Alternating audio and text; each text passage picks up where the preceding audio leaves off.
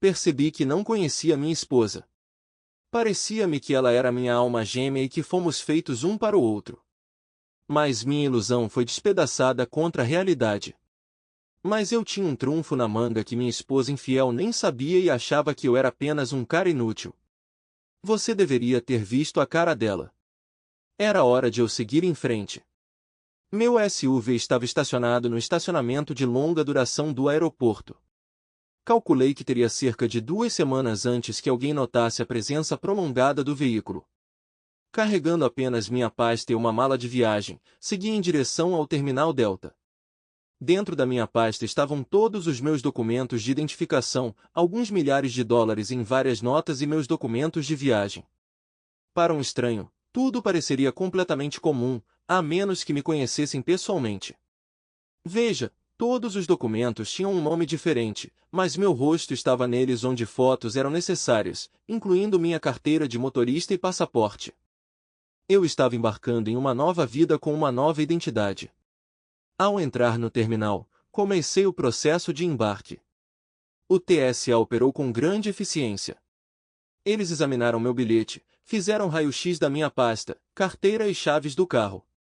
Não encontrando bombas, garrafas de água ou outros itens proibidos, eles avaliaram corretamente que eu não representava nenhuma ameaça e me deixaram prosseguir.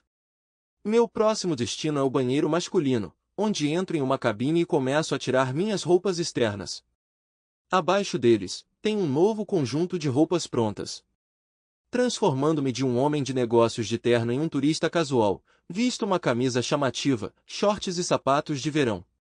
Saindo do banheiro, misturo-me aos passageiros que retornam de um voo de Las Vegas, parecendo apenas mais um turista da cidade da diversão. Após a multidão para a retirada de bagagem, eu reivindico uma mala indefinida deixada sem vigilância na esteira rolante. Sem ninguém perceber, eu rapidamente a pego e saio pelas portas. Embarcando no transporte interterminal, eu desembarco em outro terminal após 10 minutos. Entrando no banheiro masculino mais uma vez, descarto outra camada de roupa na mala roubada. Aproximando-me do balcão de passagens, despacho minha mala adquirida, apresento uma das minhas novas identidades e pego meu cartão de embarque. Em vez de confrontar o posto de controle da TSA, navego pela movimentada área de compras, lentamente indo em direção às saídas. Logo, me encontro de volta no bonde em direção ao terminal da Continental, onde, desta vez, planejo embarcar em um avião e deixar o aeroporto para trás. Em pouco tempo, estou a bordo de um de seus voos internacionais, assumindo com sucesso uma nova identidade. Um novo capítulo da minha vida começa agora. Minha esposa infiel nunca me localizará ou localizará meu dinheiro. Permita-me elucidar o catalisador por trás desse esforço de alterar minha identidade. Deixe-me começar me apresentando. Eu venho do oeste do estado de Nova York, nascido em 1960. Minha formatura do ensino médio me colocou em algum lugar no meio da minha classe, nem academicamente nem fisicamente notável. Eu era apenas um jovem comum. Meus pais não eram profissionais abastados. Minha mãe cuidava das tarefas domésticas enquanto meu pai trabalhava duro na construção. Eu fiz ensino superior em uma faculdade local enquanto morava em casa. Durante o período acadêmico, ocupei um cargo de meio período em um estabelecimento de fast food. Durante as férias de verão, ajudei meu pai na construção. Meu desempenho na faculdade foi normal, mantendo um modesto GPA de 2,6 ao longo de 4 anos. Fazendo malabarismos com o trabalho e os estudos, deixei de me dedicar inteiramente aos meus estudos, apenas fazendo o suficiente para sobreviver. Ao obter meu diploma em administração, aventurei-me no mundo profissional, apenas para encontrar decepção, pois empresas de prestígio me ignoraram. Meu histórico acadêmico médio de uma faculdade comum e um programa de administração convencional não conseguiram capturar a atenção em meio ao mar de graduados excepcionais.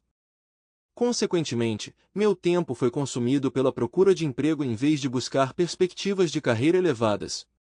Por fim, consegui emprego em uma pequena empresa de administração de imóveis.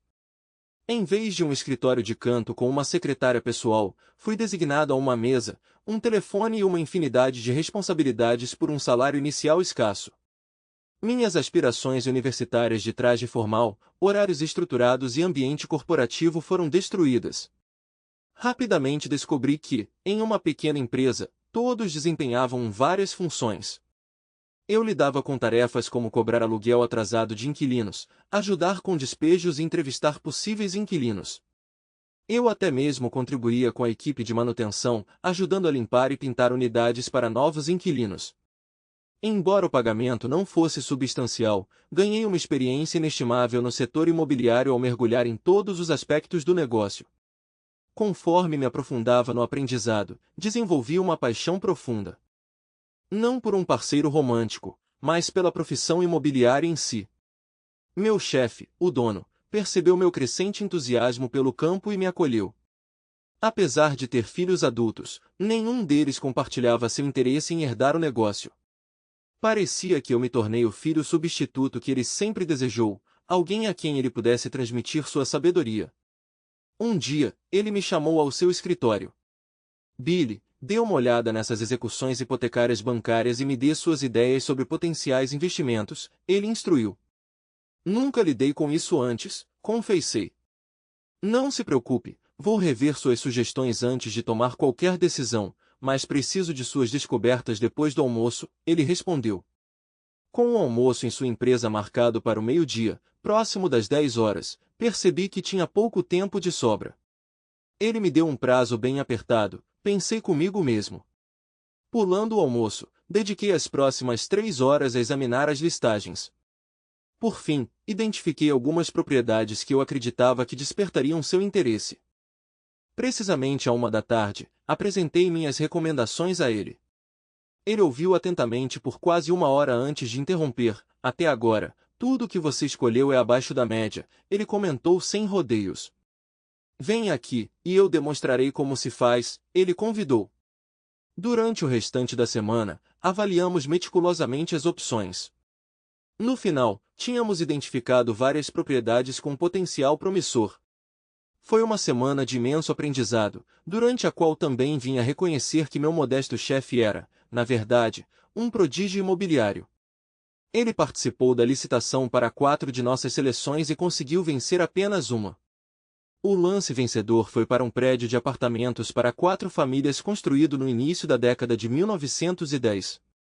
Ele estava localizado em um bairro situado nos arredores de uma área afluente, povoada por jovens casais e estudantes universitários. Embora o prédio exigisse uma reforma extensa, nós o adquirimos por um preço notavelmente baixo, e o banco concordou em fornecer todos os empréstimos necessários para a construção, adiando os pagamentos da hipoteca por 6 meses. Basicamente, isso significava que adquirimos o prédio com custos iniciais mínimos e tínhamos fundos suficientes para realizar as reformas necessárias. No fechamento, ele me entregou as chaves e comentou: o projeto é seu agora. Comece amanhã. Nos 6 meses seguintes, experimentei uma montanha-russa de emoções, variando de euforia a desespero e vice-versa. No meio de tudo isso, ganhei insights valiosos sobre o negócio de aluguel. Quando o primeiro pagamento da hipoteca venceu, todos os apartamentos estavam alugados e as coisas estavam começando a correr bem.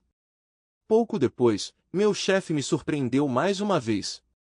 Bill, assine esses papéis para a propriedade de 4 famílias que compramos. Claro, mas por quê? Perguntei. Porque estou transferindo a propriedade para você. O prédio é seu agora, ele explicou. O quê? Eu exclamei incrédula. Bill, estou ficando mais velho e quero passar meu conhecimento para alguém. Espero que você me permita passá-lo para você. Meus filhos provavelmente venderão todas as minhas propriedades quando eu partir, como é seu direito de nascença. Então, vamos dar o pontapé inicial no seu próprio negócio imobiliário. Considere isso meu pequeno presente para você. E foi assim que tudo começou. Logo, fundei a Bilco Properties, LLC e embarquei em minha jornada no setor imobiliário. Cerca de 5 anos depois, meu amigo e mentor faleceu. Como ele havia previsto, seus filhos liquidaram todos os seus bens, buscando o melhor valor de mercado para cada item. Eventualmente, eles encontraram um comprador disposto a pagar o preço deles. Naquela época, eu tinha acumulado 15 propriedades próprias, todas situadas em locais privilegiados e totalmente ocupadas. Minha estratégia financeira dependia da renda de aluguel, com o objetivo de que, se pelo menos metade de uma propriedade fosse alugada, ela cobrisse todas as despesas associadas. Felizmente, a maioria dos meus prédios mantinha ocupação total. Embora eu não fosse rico, também não estava enfrentando dificuldades financeiras. As coisas estavam indo razoavelmente bem. Aproveitei a oportunidade de adquirir várias propriedades comerciais quando o indivíduo que havia comprado o negócio do meu falecido chefe faliu. Sua crença equivocada de que contratar funcionários em excesso e passar a maior parte do tempo no campo de golfe seria o suficiente funcionou a meu favor. Eu tinha 30 anos quando conheci a mulher que mais tarde se tornaria minha esposa.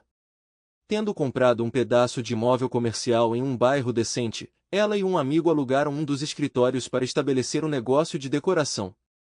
Quando me conheceram, eu estava vestido com o meu traje habitual, me misturando como apenas mais um trabalhador. Em contraste, elas estavam impecavelmente vestidas, parecendo modelos saídas diretamente de uma revista de moda. Talvez como decoradoras de interiores, elas sentiam a necessidade de deixar uma impressão duradoura, e elas certamente deixaram, especialmente Wendy, a mais assertiva da dupla, que conquistou meu coração. Na minha imaginação, imaginei Wendy parada em frente a uma charmosa casa de campo envolta em videiras, com duas crianças pequenas esperando ansiosamente o retorno do pai do trabalho, e naquela foto, eu me vi como o marido que ela esperava. Quando apresentei o preço do aluguel a eles, suas expressões sugeriram que não tinham condições de pagar pelo lugar. Como este prédio tem algumas vagas, embora eu tenha mentido que havia apenas uma outra vaga, posso oferecer a vocês uma taxa introdutória com desconto para o primeiro ano, propus. Quanto seria a redução? Perguntaram simultaneamente. Provavelmente cerca de metade, se isso funcionar para você. O proprietário me permite alguma flexibilidade na definição de taxas introdutórias. Eles aceitaram minha oferta com entusiasmo e assinaram um contrato de arrendamento de 1 ano com opção por mais 1 ano, com o aluguel a ser determinado mais tarde. Poderíamos ter o nome e endereço do proprietário para expressar nossa gratidão? Wendy perguntou. Eu dei a eles um primeiro nome falso e o nome de solteira da minha mãe, junto com a caixa postal da empresa. Expliquei que o proprietário preferia não ser incomodado, então uma breve nota seria suficiente. No ano seguinte, ajudei-os com vários problemas disfarçado de apenas mais um funcionário. Observei seu pequeno negócio gradualmente ganhando força.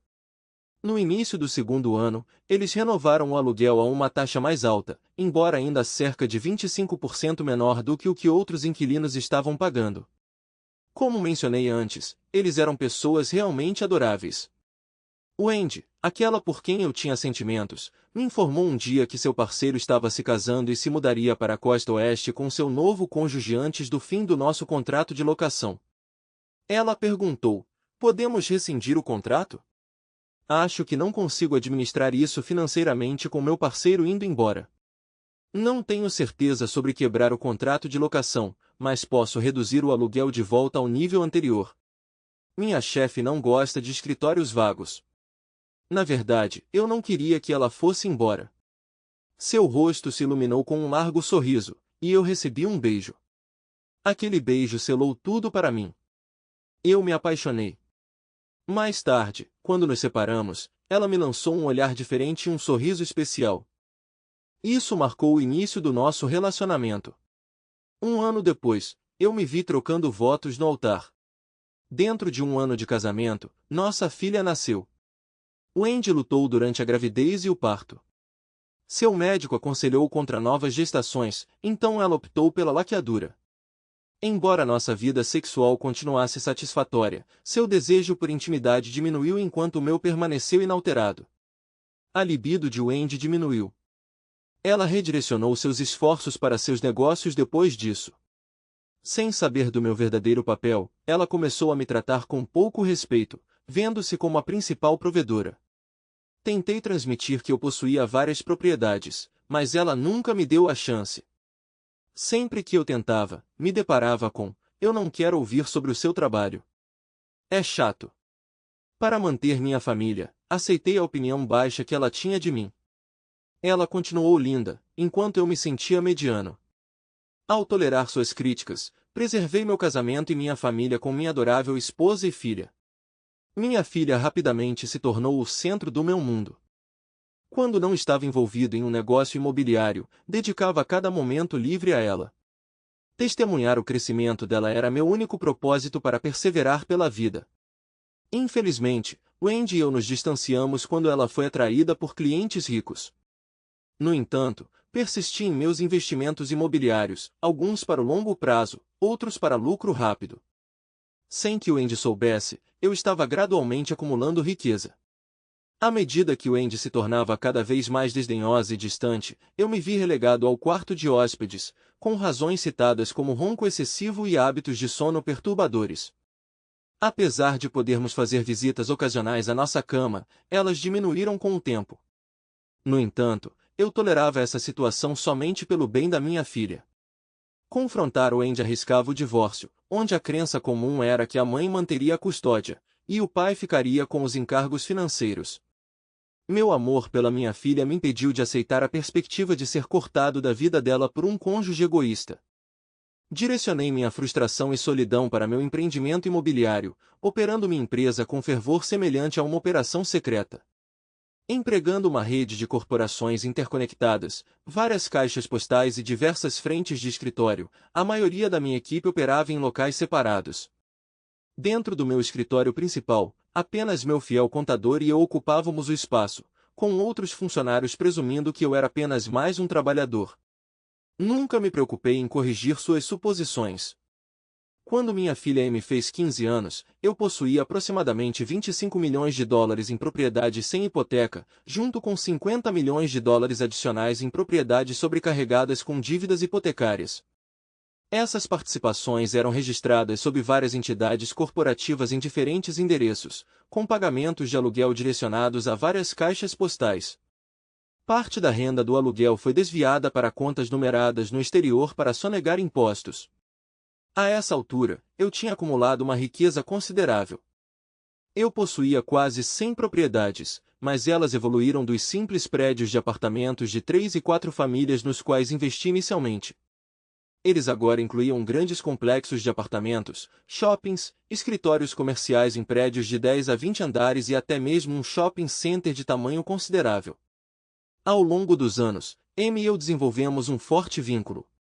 Assumi o papel de pai consistente em sua vida, assistindo a seus jogos esportivos, confortando-a quando ela estava doente e acompanhando-a em viagens de compras, preenchendo as lacunas deixadas por sua mãe ocupada. Enquanto isso, Wendy estava prosperando em seus próprios empreendimentos comerciais. Enquanto eu mantinha um estilo de vida modesto e me abstinha de ostentar minha riqueza, ela continuou a se perceber como a principal provedora da nossa família. Eu não corrigi seus equívocos, temendo que reconhecer meu sucesso financeiro pudesse levar ao divórcio. Wendy agora me via com desdém, me vendo como um fracasso dependente de suas realizações. Para elevar meu status de cidadão de segunda classe em nossa casa, eu precisaria de uma promoção significativa. Enquanto eu tolerava seu comportamento comigo, comecei a esconder mais da minha riqueza em contas offshore. Quando Wendy decidiu fazer um upgrade, eu temi ficar sem nada. Wendy, operando um negócio de decoração, precisava empregar indivíduos altamente artísticos. Admito que eu tinha alguns preconceitos, me sentindo desconfortável perto desses indivíduos. Wendy percebeu meu desconforto e fez um esforço deliberado para me incomodar sempre que eu visitava seu escritório, designando os mais extravagantes como meus assistentes. Esses indivíduos lutavam para respeitar limites, o que Wendy achava engraçado. Eu não compartilhava a sua diversão. Para mim, isso era apenas mais uma manifestação do desdém de Wendy por mim. No entanto, suportei o tratamento dela. Para permanecer no meu casamento e ficar perto da minha filha, permiti-me tornar submissa. Meu marido Bill era agradável o suficiente, mas faltava-lhe ambição, enquanto eu era motivada, sempre me esforçando para melhorar nossas circunstâncias. Eu me sentia retida pela falta de motivação de Bill. Enquanto ele era um amante mediano e pai de nossa única filha, ele adorava nossa filha, tratando-a como realeza e sempre estando lá para ela. No entanto, eu me senti negligenciada por Bill. Eu questionei o que tinha me atraído nele em primeiro lugar, pois ele parecia apenas mediano para mim. Ele estava contente em um emprego sem futuro, trabalhando como ajudante de limpeza para um magnata imobiliário recluso. Quando eu estava começando meu negócio com minha amiga Millie, Bill era complacente, mas essencialmente agia apenas como assistente do proprietário. Eu era capaz de manipulá-lo para garantir termos favoráveis de aluguel e outras vantagens. Quando Millie e eu nos separamos durante nosso segundo ano no negócio, ficou evidente que tínhamos abordagens diferentes. Eu era assertiva, às vezes usando flerte para conquistar clientes homens e atendendo aos interesses de clientes mulheres que eram bicuriosas. Millie, diferente de mim, tinha moral forte. Eu gostava da emoção de brincar. Millie e eu seguimos caminhos separados antes do nosso segundo ano de negócios terminar. Ela se mudou para a costa oeste com o namorado, afastada pelo meu comportamento desagradável. Ela me deixou com o negócio e todos os seus ativos, sem receber nada em troca. Preocupada em pagar o aluguel integral do meu luxuoso escritório sem a ajuda de Millie, usei meus encantos femininos com Bill. Como resultado, consegui um aluguel reduzido por mais um ano. Expressei gratidão a ele com um beijo, inicialmente como um agradecimento e um gesto brincalhão. No entanto, inesperadamente me vi gostando do beijo, sentindo uma resposta física. Talvez tenha sido devido à falta de encontros românticos gratificantes com ambos os sexos por mais de um mês, me deixando um tanto carente. Apesar das deficiências de Bill, ele provou ser um amante competente. Ele priorizou minha satisfação, aderindo ao princípio das mulheres primeiro, garantindo que eu estivesse sempre satisfeita antes de atender às suas próprias necessidades. Esta foi uma mudança refrescante em relação às minhas experiências passadas com parceiros homens desconsiderados que priorizavam o prazer deles em detrimento do meu. Embora meus encontros com parceiras raramente me deixassem satisfeito, minhas interações com elas eram exclusivamente relacionadas a negócios, focadas em ganhar o favor delas em vez do prazer pessoal. No entanto, fora do quarto, Bill era um tanto entediante. Ele não tinha conhecimento e interesse em eventos atuais, literatura, arte ou outras figuras notáveis. Tentar envolvê-la em conversas em reuniões sociais muitas vezes era inútil, pois ele só conseguia discutir sobre imóveis e contabilidade, tópicos que entediavam a maioria dos meus amigos. Tentei apresentá-lo a passeios culturais, como apresentações de ópera, concertos filarmônicos e peças contemporâneas. No entanto, meus esforços giravam principalmente em torno de lutar para impedi-lo de cochilar, temendo o constrangimento de seu ronco. Dado meu envolvimento no negócio de decoração, me vi obrigado a comparecer a várias funções de caridade para aumentar minha visibilidade e reputação. Apesar de levar Bill para esses eventos, ele geralmente permanecia passivo, fazendo contribuições mínimas para a noite. Seu traje frequentemente ficava aquém, tornando-o mais um obstáculo do que uma ajuda. Embora eu percebesse que deveria ter trabalhado para melhorar sua imagem, eu estava preocupado em expandir meu negócio. Em uma ocasião, recebi um convite para um evento de caridade. Dessa vez, escolhi não informar Bill até que fosse tarde demais para ele alterar seus planos anteriores. Bill, estarei presente no evento mesmo que você não possa comparecer. É crucial para o meu negócio, e você entende que nosso estilo de vida depende disso, eu afirmei. Mas Wendy, não vai refletir mal se você for sozinha? Bill perguntou. Vou levar um dos meus decoradores. Ele será extravagante o suficiente para dissipar quaisquer suposições de um envolvimento romântico, eu assegurei. Foi durante essa reunião que eu conheci James, o indivíduo que mais tarde se tornaria meu parceiro romântico. Eu estava posicionado em um dos bares, procurando por meu pretendido companheiro. Eu tinha um palpite de que ele tinha escapado com outro participante gay, me deixando sozinha, quando esse homem atraente iniciou uma conversa comigo. Desculpe-me, mas não pude deixar de notar que você foi abandonada por seu acompanhante, James comentou. Eu sou James William Althorne, e ficaria honrado em acompanhá-la esta noite, se você me permitisse. Quando olhei para ele, o pensamento inicial que passou pela minha cabeça foi, uau, ele é incrivelmente atraente. Ele exalava elegância em seu traje e discurso, dando um ar de riqueza. Concordei em passar a noite com ele, e nos divertimos muito juntos. Durante a viagem de táxi para casa, percebi que estava me sentindo um pouco excitado. Não foi por causa de Bill dessa vez. Foi James quem despertou essas sensações dentro de mim. Fiquei pensando em como James se sairia em me satisfazer. Ele teria a capacidade de me satisfazer completamente? Enquanto meu marido Bill me adorava e sempre priorizava meu prazer, no resto do tempo ele parecia meio sem graça. Cerca de uma semana depois, James me ligou, me convidando para almoçar e pedindo minha opinião sobre redecorar seu escritório. E isso marcou o começo de tudo. Em um mês, nos tornamos amantes, nos encontrando 2 ou 3 tardes por semana em hotéis diferentes. Ele se tornou meu amante, mas não posso dizer que ele superou Bill. Bill sempre priorizou meu prazer, enquanto James me tratava mais como um objeto sexual, enquanto Bill me tratava como uma rainha. Estar com James era estimulante, mesmo que ele só me visse como um objeto sexual. Ele me empurrou para fazer coisas que Bill nunca teria considerado. Alguns dias, eu me sentia dolorida pelas atividades que James iniciava. Eu ansiava pela degradação, pela sensação de ser tratada como uma vagabunda, uma mera prostituta. Eu abracei minha natureza submissa, enquanto ele personificava a dominância. Eu me senti destinada a satisfazer todos os seus desejos. Recusar qualquer coisa a James parecia inconcebível. Eu me cansei da terna afeição de Bill. Eu ansiava pelo domínio de James. Eu pertencia inteiramente a ele. Ele até começou a convidar outros homens para nossa cama, me dividindo com seus amigos. Com os parceiros adicionais, meus orgasmos superaram qualquer um que eu já tinha experimentado. Eu nunca quis que esse arranjo acabasse. Consequentemente, decidi ter meu próprio apartamento, um espaço onde James e eu poderíamos passar todo o nosso tempo livre juntos. Com determinação, criei e executei um plano. Bill, comecei. Decidi alugar um apartamento na cidade. O trajeto desta fazenda pouco atraente até meu escritório está consumindo muito do meu tempo. Leva quase 1 hora em cada sentido, tempo que eu poderia gastar melhor no trabalho.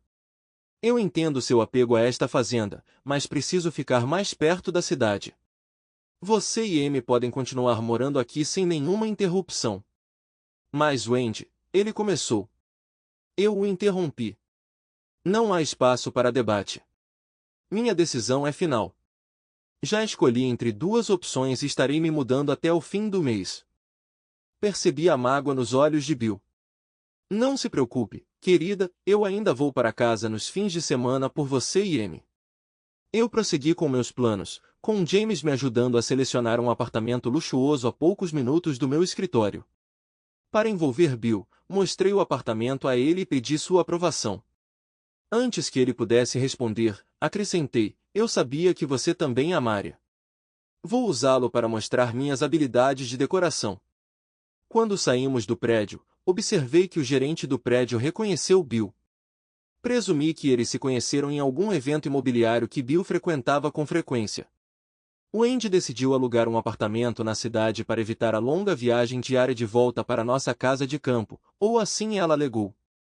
Este foi o dia em que percebi que meu casamento tinha acabado.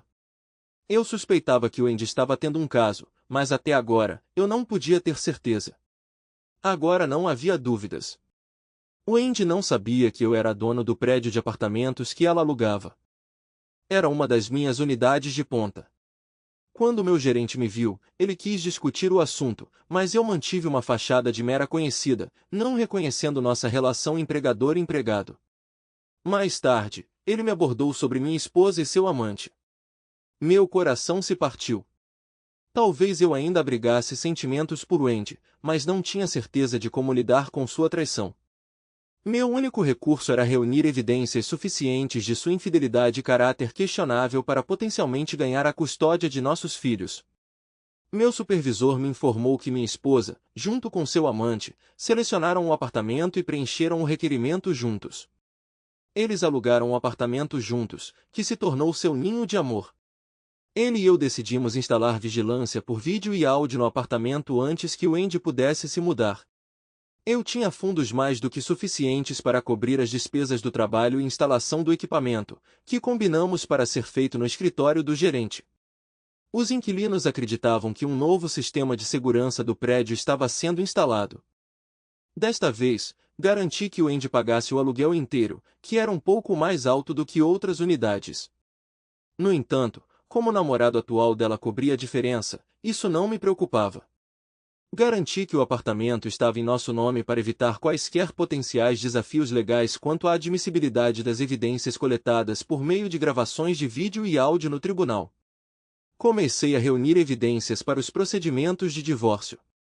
Desde que o Andy tinha basicamente se mudado de casa, minhas visitas mensais ao quarto dela cessaram. Apesar de suas promessas de estar em casa nos fins de semana, ela nunca cumpriu. Fiquei próxima das 5 irmãs, e minhas compras de creme para as mãos aumentaram visivelmente. Quando Andy finalmente decidiu fazer uma visita em casa no fim de semana, nossa filha Amy ficou muito feliz por ter sua mãe por perto novamente. Amy, naquela fase da vida em que a presença materna era crucial, ansiava por vínculos e conversas femininas. O pai simplesmente não cumpria mais esse papel. Amy começou a idealizar o estilo de vida de sua mãe e o Andy, e eu presumi que era uma fase passageira, então eu fui junto. Mal sabia eu o quão enganado eu estava. Quando Andy finalmente me agraciou com uma visita à nossa cama, eu me vi incapaz de atuar.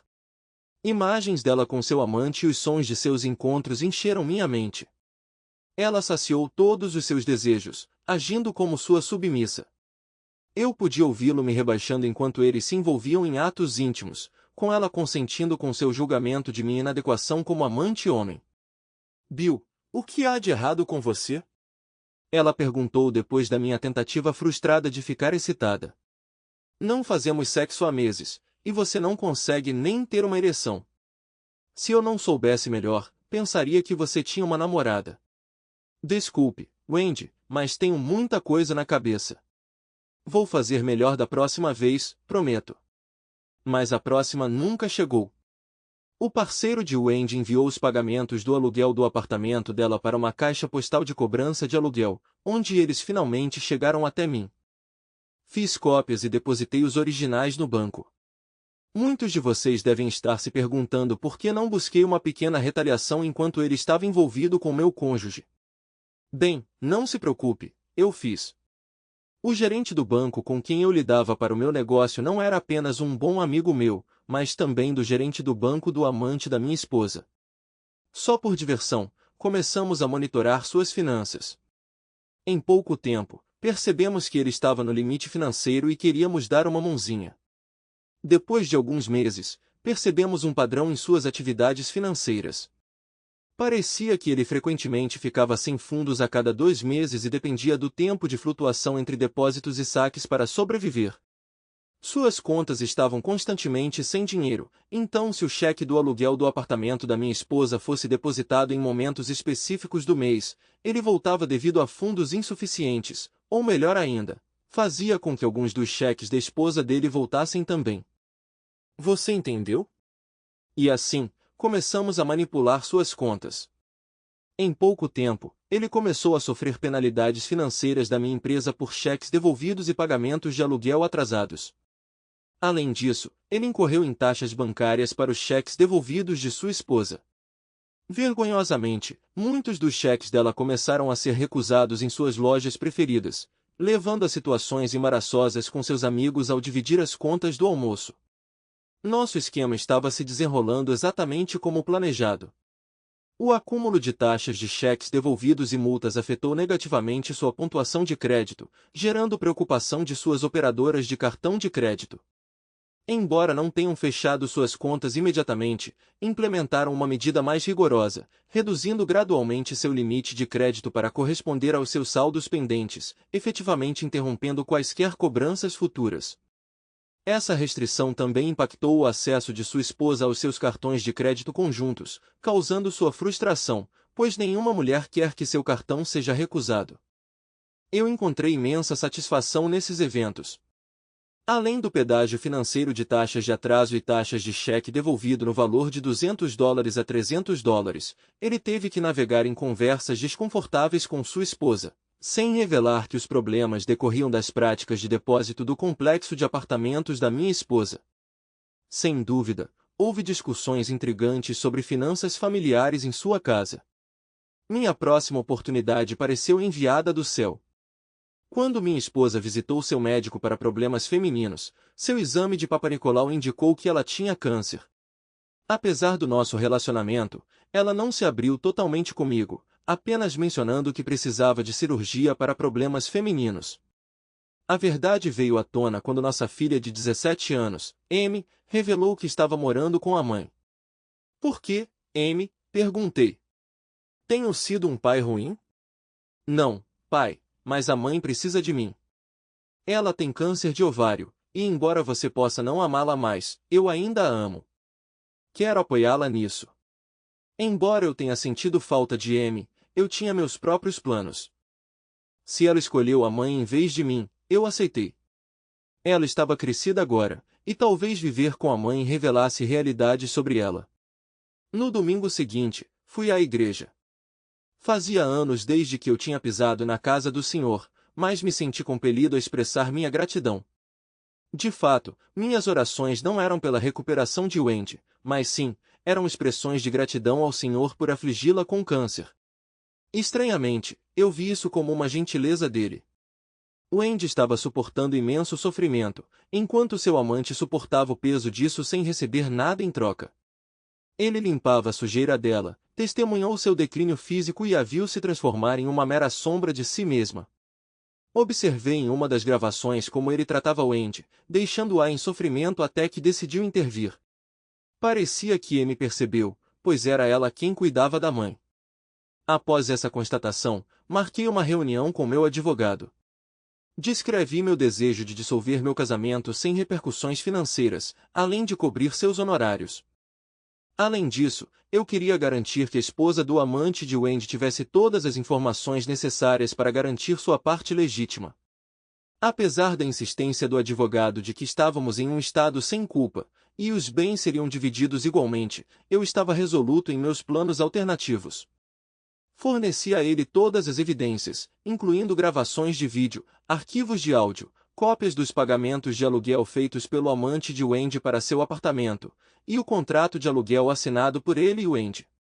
Eu o instruí a organizar a papelada, mas a adiar a entrega até que eu desse a palavra.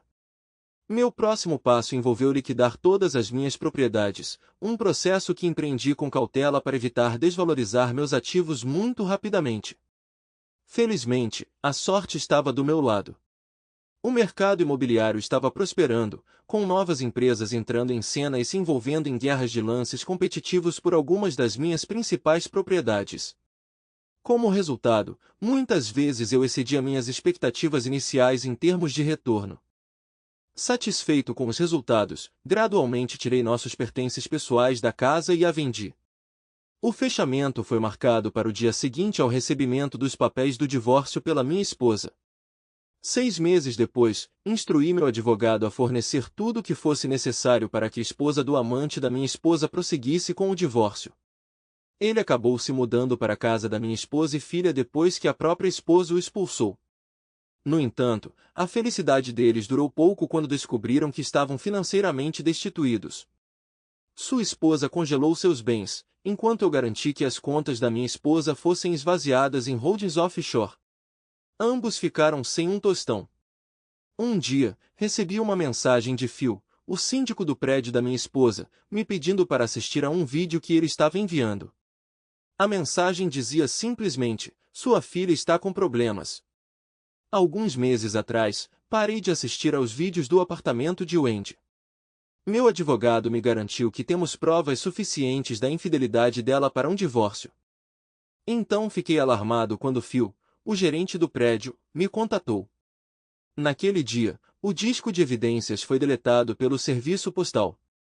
O conteúdo foi organizado cronologicamente começando há cerca de 4 meses. Tudo começou com o fato de que o amante da minha esposa infiel colocou algo em uma bebida para minha filha adulta e aproveitou a oportunidade. Amy chorou por horas, mas não foi embora. Ela repetiu seu protesto. Por que você deixou isso acontecer, mãe? Nas cenas seguintes, fica claro como seu parceiro apresenta substâncias ilegais, e Amy fica animada com a emoção. Ele frequentemente recorria ao uso de força física contra ela.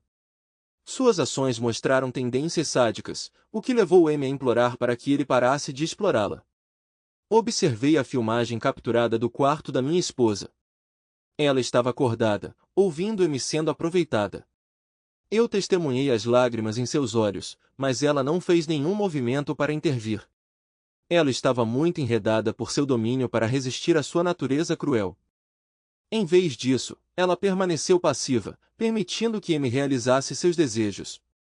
O pior clipe foi gravado uma noite quando um amante trouxe dois caras realmente nojentos para o apartamento. Os três estavam se divertindo com Amy, e foi nojento. No vídeo, uma das pessoas entrou no quarto de Wendy e a cumprimentou com as palavras: "Oi, mãe. Sua filha é incrível. Ela é muito inteligente. Eu teria elogiado você também, mas você não parece bem agora." No entanto, digamos que sua filha seja incrível, ele se gabou. Quando percebi isso, já era tarde demais para me defender do Love Boy e seus companheiros. Amy participou voluntariamente de atividades relacionadas a substâncias ilegais. Os vídeos gravados duraram aproximadamente 4 meses, durante os quais Amy já estava profundamente envolvida. Quando finalmente os vi, era tarde demais para intervir e ajudar minha filha.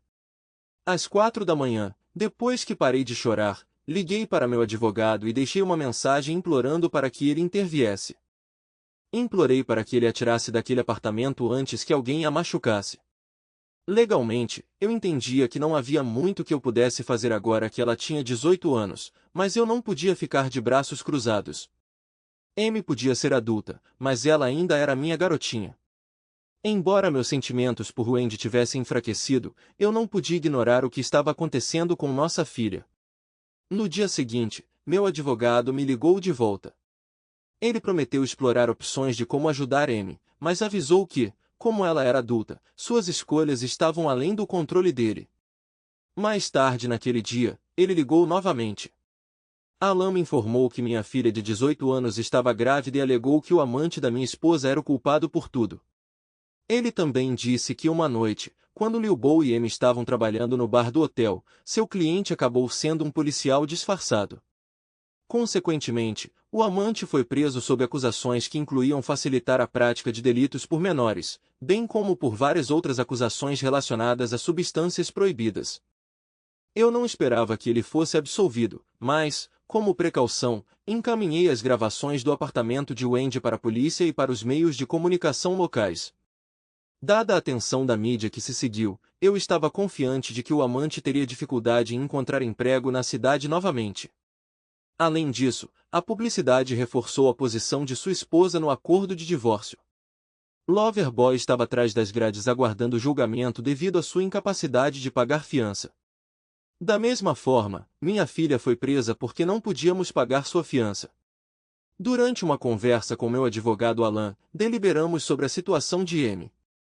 Alan me aconselhou a deixá-la sob custódia e me garantiu que ele providenciaria para que ela recebesse tratamento. Ele explicou que se eu pagasse sua fiança, ela poderia ter uma recaída e acabar de volta nas ruas. Era preferível mantê-la em um ambiente onde ela pudesse receber ajuda e onde ele pudesse monitorar seu progresso. Mais tarde naquele dia, utilizei a filmagem para alterar digitalmente apenas os rostos dos homens. 3 semanas depois, esses mesmos indivíduos foram encontrados espancados até a morte em um beco atrás de seu bar favorito. Felizmente para o Loverboy, ele estava preso na época. Caso contrário, ele poderia ter tido o mesmo destino. Acontece que uma das minhas vitrines foi alugada para indivíduos com laços com o crime organizado que me deviam um favor. Nesse ínterim, minha esposa estava negligenciando seus negócios enquanto fazia tratamento. Alguns de seus funcionários, com minha ajuda, se aventuraram em seu próprio negócio de decoração e saíram, levando a maior parte de sua clientela. Consequentemente, seu negócio entrou em colapso, levando ao despejo de seu escritório pelo seu senhorio. Adivinha quem? Ela se viu sem dinheiro e sem uma fonte de renda. Seguro de saúde não era uma opção para ela. Ela entrou em contato comigo para ser incluída na minha apólice, mas, infelizmente, minha apólice não cobria condições pré-existentes. Eu sempre fui adepta a planejar com antecedência. Avançando para o momento presente da minha história. Eu me vi a bordo de um avião com destino à América do Sul, garantindo que nenhum vestígio pudesse ser deixado para trás. Ao pousar em Cancún, planejei assumir uma nova identidade antes de pegar um voo para a Europa. Na Europa, outra mudança de identidade me aguardava enquanto eu me dirigia para climas mais quentes. Essa estratégia garantiu que nem minha esposa nem a polícia local pudessem me localizar em conexão com os incidentes de agressão. Antes de partir para a Austrália, entrei em contato com meu advogado, Alan. Ele me informou que minha filha Amy estava tentando entrar em contato comigo, buscando reconciliação. De alguma forma, ela tinha descoberto sobre minha riqueza considerável. Meu advogado informou a ela que eu tinha desaparecido e, a menos que eu escolhesse o contrário, não poderia ser localizado novamente. Eu instruí a Alan a usar parte dos meus fundos para preparar uma defesa para Amy. Além disso, eu o aconselhei a prolongar o tempo dela na prisão porque ela estava fazendo progressos na superação do vício em drogas lá. Eu temia que se ela voltasse para as ruas, ela recairia em seus velhos hábitos.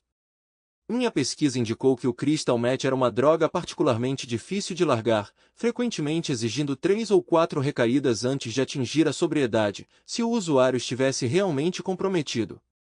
6 meses depois, entrei em contato com meu advogado para verificar o andamento do meu processo de divórcio. Para minha surpresa, meu advogado revelou que o divórcio não era necessário, pois minha esposa havia falecido de câncer antes que ele pudesse ser finalizado. Como ainda éramos legalmente casados e ela não tinha condições financeiras, eu era responsável por cobrir suas despesas médicas. Ela faleceu em uma enfermaria de caridade, sozinha e com dor, sem nenhuma visita. Apesar do nosso afastamento causado por suas ações e ganância, senti uma pontada de culpa, pois ela já tinha sido o amor da minha vida. No entanto, ela ainda ocupava um pequeno canto do meu coração. Enquanto eu estava no exterior, escondido, minha filha Amy foi presa quando Wendy faleceu. Não houve um funeral para Wendy. Alan me informou. As cinzas dela estão sendo mantidas no escritório do legista do condado, esperando alguém para reivindicá-las. Se ninguém se apresentar, ela será sepultada ao lado de outros indivíduos não reclamados, em uma cova sem identificação. Alan fez uma pausa, antecipando minha reação. Talvez ele esperasse que eu me oferecesse para assumir a responsabilidade pelos restos mortais de Wendy. Sem chance, pensei. Ela me infligiu muita dor e humilhação ao longo dos anos para que eu a perdoe agora. Fingi interesse e perguntei sobre minha filha. Ela abortou no 4º mês devido a uma DST. Atualmente, ela está cumprindo uma pena de 12 meses por prostituição e posse de drogas, mas está matriculada em um programa promissor de dependência e parece estar progredindo. Que tal Loverboy? Perguntei. Embora eu já soubesse do seu destino, pois meus amigos cuidaram dele para mim, fingi ignorância. Ele morreu em uma briga no pátio da prisão. Seu tipo de criminoso não é bem recebido atrás das grades. Bem, se Amy se aproximar de você sobre os arranjos de sua mãe, forneça a ela os fundos necessários. Se ela estiver levando uma vida limpa e sem drogas, apoie-a financeiramente até que ela conclua sua educação e possa se sustentar. Se ela ainda estiver lutando contra o vício, então ofereça a ela o suficiente para uma overdose. Depois, enterre os dois em covas sem identificação, eu disse. Eu sei que parece duro, mas eu preferiria que minha filha morresse do que vê-la vivendo como uma viciada nas ruas. Se ela tivesse uma overdose, pelo menos ela sairia da vida sem sofrimento prolongado. Se ela vivesse nas ruas, ela provavelmente encontraria um fim sombrio nas mãos de um cafetão ou predador. Eu não queria que ela passasse por tamanha agonia se não conseguisse superar seu vício. No entanto, se Amy conseguisse desafiar as probabilidades, se recuperar e manter a sobriedade, suponho que eu garantiria que ela tivesse os meios para um novo começo. Afinal, eu tinha milhões. Alguns dólares para o bem-estar da minha filha não seriam um fardo. Talvez, só talvez, ela pudesse superar as adversidades. 4 anos depois, fiz uma parada na cidade para visitar Alan, meu antigo advogado. Não nos falávamos há anos. Ele estava se aposentando e fechando seu consultório. Eu queria passar por lá, desejar-lhe boa sorte na aposentadoria e oferecer-lhe um presente monetário. Ele era um amigo verdadeiro. Na verdade, ele era meu único amigo. Eu era um velho solitário. Ninguém se importava com a minha existência, exceto ele. Enquanto eu passeava pela cidade no meu novo Bentley, memórias me inundavam. Algumas eram deliciosas, enquanto outras. Bem, você pode imaginar. Aproveitei a oportunidade para dirigir e revisitar algumas das propriedades que já tive. Felizmente, muitas das áreas onde investi em apartamentos prosperaram ao longo dos anos, e meus antigos ativos pareciam impressionantes. Da mesma forma, minhas antigas propriedades comerciais mostraram sinais promissores de valorização. É uma pena que o divórcio de Wendy me obrigou a vender essas unidades e esconder minha riqueza. Muitas vezes pensei se revelar todas as minhas posses para Wendy poderia ter angariado mais respeito dela, mas agora é tarde demais para entreter essa noção. Estacionei meu carro em frente ao escritório do meu advogado e entrei no prédio, uma das poucas propriedades ainda sob minha posse. Eu o havia mantido especificamente porque abrigava o escritório do meu advogado. Eu queria garantir sua segurança para que ele pudesse continuar a proteger meus interesses. Agora que ele estava se aposentando, eu pretendia doar o prédio para ele como um gesto de gratidão e para cuidar de sua velhice. Era meu presente para ele. Ah, seu velho bastardo, Alan, meu advogado, me cumprimentou quando entrei. É preciso um para reconhecer outro, respondi com um sorriso. Nós nos abraçamos e trocamos gentilezas, relembrando os anos que se passaram e atualizando a vida um do outro. Eventualmente, Alan abordou o tópico da minha filha, Amy. Não estou particularmente interessado, mas presumo que você vai me contar de qualquer maneira, respondi. Alan continuou a compartilhar as notícias sobre o progresso de Amy desde sua libertação da prisão, detalhando sua conclusão bem-sucedida de um programa de reabilitação de drogas e seu papel subsequente como conselheira. Apesar da minha reação sarcástica, uma parte de mim se sentiu aliviada por ela ter superado seu vício. Alan continuou com notícias mais positivas sobre as conquistas de Amy, incluindo sua inscrição em um programa de assistente social na faculdade local e sua próxima formatura. Ele mencionou que eu havia financiado a educação dela, embora com alguma interpretação criativa das minhas instruções. Antes de partir, Alan sugeriu que eu conhecesse meu genro, Frank Murphy, e minha neta, Vivian, que tinha quase 7 meses de idade. Ele descreveu Vivian como desenvolvendo uma personalidade encantadora, prevendo que ela cresceria para ser uma verdadeira beldade, uma potencial destruidora de corações, assim como sua avó. Enquanto pensava nisso, não pude deixar de sentir uma mistura de emoções. Alan continuou, você também cobriu todas as despesas deles além do que sua escassa renda poderia suportar, incluindo a contratação de uma babá chamada Chloe. Eu providenciei para que ela morasse no apartamento do outro lado do corredor das crianças e a fiz fingir ser apenas uma vizinha prestativa, alegando que estava entediada na aposentadoria e queria ajudar. Sua disponibilidade constante para cuidar de crianças permitiu que Amy se concentrasse em seus estudos e possibilitou que Frank progredisse em seu trabalho. Sob pressão, concordei em ficar na cidade para a formatura e comparecer ao evento. Conforme a formatura se aproximava, Alan de alguma forma providenciou para que não apenas comparecêssemos às cerimônias, mas também aos eventos pré e pós. Em um dos pré-encontros, avistei minha filha e seu marido. Fiquei impressionado. Fazia anos que não via Amy, e ela havia herdado a beleza da mãe. Eu sempre soube que minha filha tinha herdado os genes da mãe, mas Amy acabou se revelando deslumbrante. Ela era a cara da mãe, a única mulher que eu já amei. Senti uma pontada de tristeza no coração. Percebi que essa formatura poderia ser mais difícil para mim do que eu havia previsto. Levando meu amigo para longe da multidão, eu disse, não quero mais me inserir na vida de Amy, então não esperem que eu vá correndo cumprimentá-los. É muito difícil. Prometa-me isso. Prometo, ele respondeu. No dia seguinte, Alan e eu nos sentamos mais ou menos na metade das arquibancadas. Ouvimos cada aluno formando ser chamado ao palco, com seus pais e amigos explodindo em aplausos ou vivas ao receberem seus diplomas. Quando chegou a vez da minha filha, seu marido estava segurando seu bebê, visivelmente emocionado até as lágrimas. Os aplausos para ela pareceram ressoar mais alto do que para os outros, me enchendo de um sentimento de orgulho. Quando minha filha se aproximou do centro do palco, o reitor a deteve. Com grande prazer, apresento este prêmio especial a você, Amy Murphy, ele anunciou. Você foi escolhida por seus colegas e pelo corpo docente para esta honra. Senhora Murphy, seus atos altruístas de encorajamento tocaram muitas vidas. Seus esforços resultaram em uma taxa de graduação mais alta para esta classe do que qualquer outra na história da escola, com quase 0 desistências desde sua matrícula. Junto com seu diploma, você receberá um certificado de apreciação assinado por todos os membros desta classe e pelo corpo docente. Amy, você é amada e fará muita falta. Enquanto Amy atravessava o palco, ela foi recebida com uma ovação de pé. Naquele momento, meu coração se encheu de orgulho como mãe. Percebi que senti mais por ela naquele instante do que no dia em que ela nasceu. Minha filha tinha se tornado uma pessoa extraordinária, e eu não poderia estar mais feliz por ela. Depois que a cerimônia terminou, voltei para o meu carro.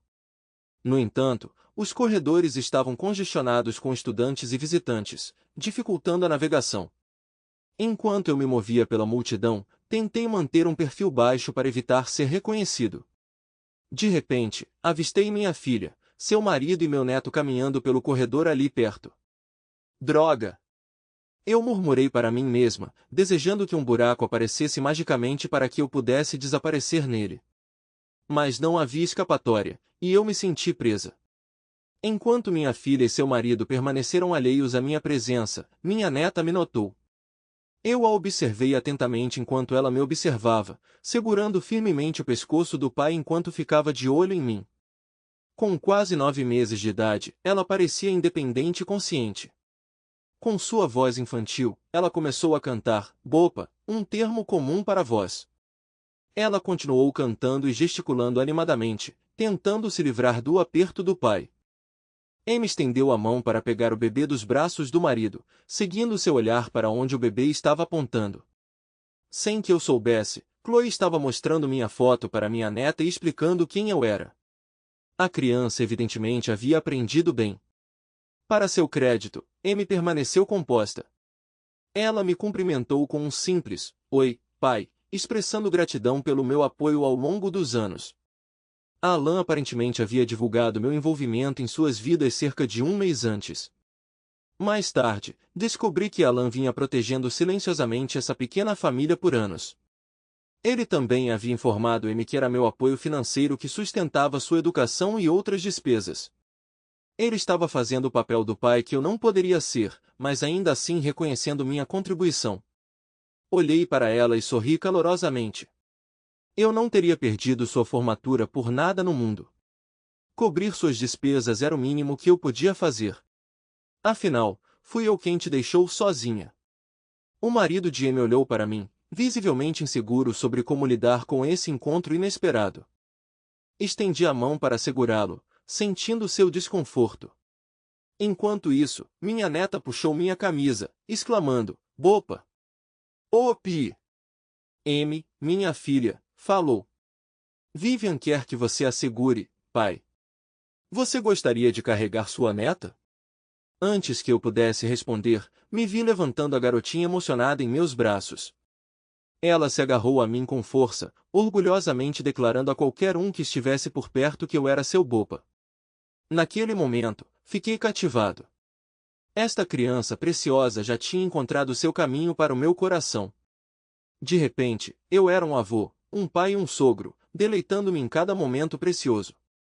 Parecia que meus anos de solidão estavam chegando ao fim, meu coração começando a se curar. Logo, nos encontramos em um dos amplos estacionamentos com Alan, meu advogado. Bill, vamos a um restaurante no seu carro e colocar o papo em dia com sua família. Há muito que colocar em dia depois de todos esses anos. Meu genro Frank ficou surpreso quando percebeu que estávamos nos aproximando de um Bentley Mulsanne, um veículo que valia $300. 000. Seu espanto era evidente em seu rosto quando ele parou e olhou fixamente. Passei as chaves para ele. Interessado em dirigir, filho? Perguntei.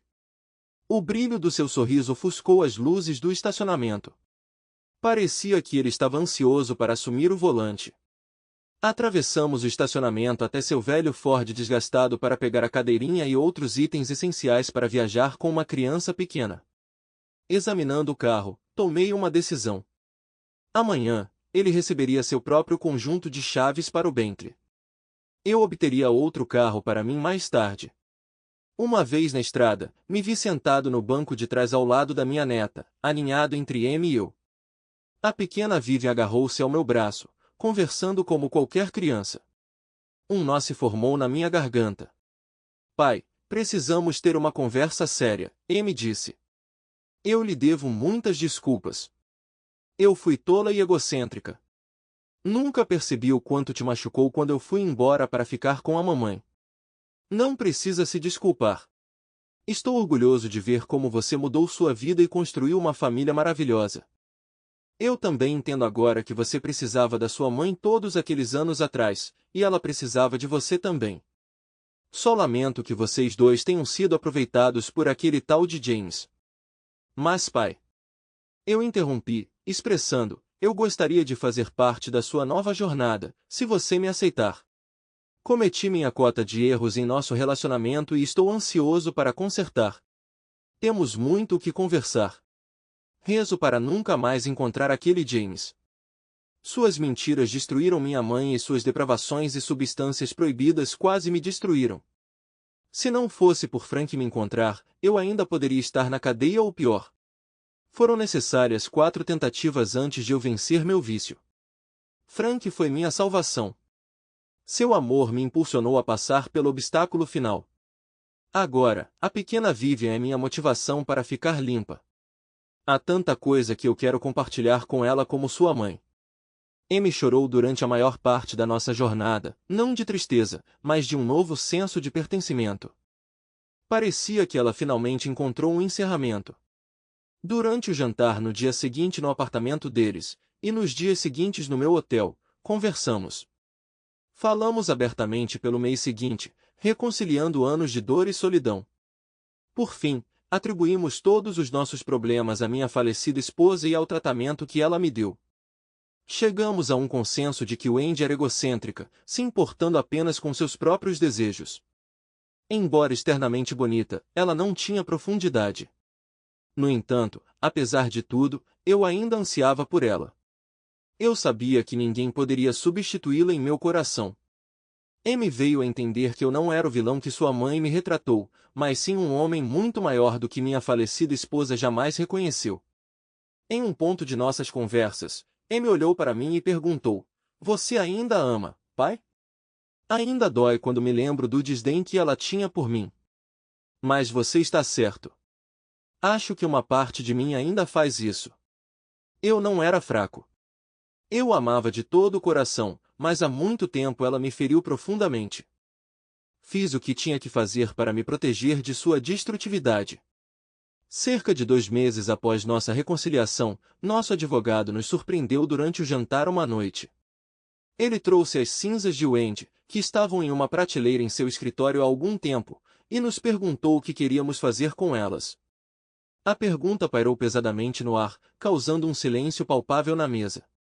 Foi quebrado apenas pelo apelo pungente da minha neta: eu quero uma avó. Amy e eu trocamos olhares, entendendo o peso do momento. Pai, Amy começou timidamente, quando mamãe faleceu eu estava na prisão. Nunca tive a chance de dizer adeus. Mas agora, depois de conhecê-la e ouvir seu lado da história, há coisas que preciso dizer a ela, mesmo que não sejam fáceis. Podemos recuperar suas cinzas? Tudo bem, respondi, contemplando. Há coisas que preciso dizer também, mas não vou me desculpar pelo que fiz. Depois de suportar anos de dor dela antes de sua morte, ela teve o que merecia. Pai, não estou dizendo que você estava errado, Amy me garantiu. Eles tiveram o que mereciam, inclusive eu. Eu fui terrível com você, e foi preciso chegar ao fundo do poço na prisão para perceber a extensão dos meus erros e começar a mudar minha vida para melhor. Frank interrompeu: Pai, eu a conheci enquanto ela trabalhava como conselheira em uma casa de recuperação. Eu estava lá para a reabilitação devido ao meu problema com bebida. Ela estava saindo, e foi quando me apaixonei por ela. Ela me ajudou a superar meu vício em álcool, e eu a apoiei em suas próprias lutas para ficar limpa. Somos inseparáveis desde então.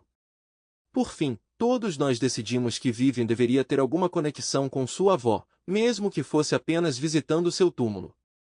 Isso também daria a Amy e a mim um lugar para canalizar nossa raiva em direção ao Andy. Mais tarde naquele dia, recuperamos a urna do escritório do meu advogado. Colocando-a no porta-malas do Bentley, lembrei-me de como o Andy nunca gostou de sentar no banco de trás devido ao enjoo. Eu esperava que guardar a urna no porta-malas amplificasse o impacto. Acho que ainda nutria alguns sentimentos negativos em relação à minha falecida esposa. Nós nos mudamos para Virgínia, onde comprei uma pequena fazenda nos arredores de uma cidade grande.